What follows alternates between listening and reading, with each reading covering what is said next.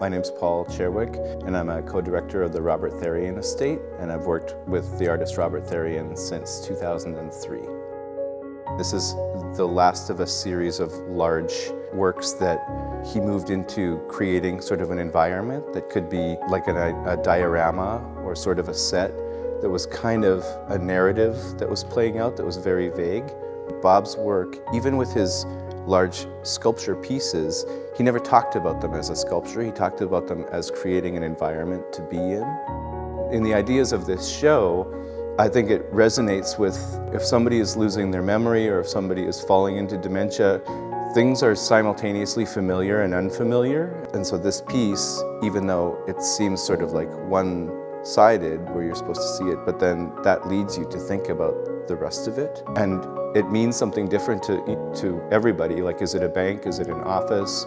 Is it some funeral parlor? Is it, and so people will come to this with their own notion of what this story is, and none of them could be correct, but they're all correct at the same time because you're supposed to just sort of make your own story into what this environment is here.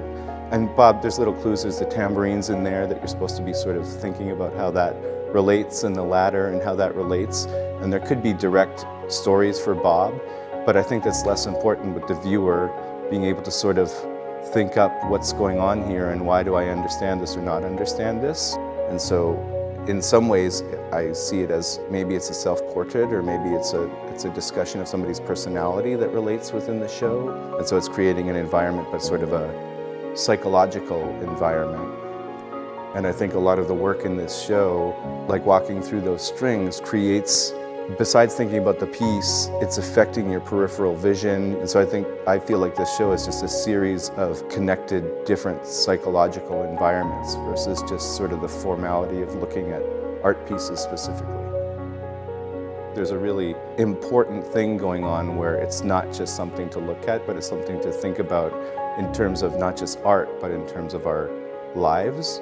And so I think it's important where good art brings about discussion past itself as an art piece into more of a societal issue, and this show really sort of brings that together, I think.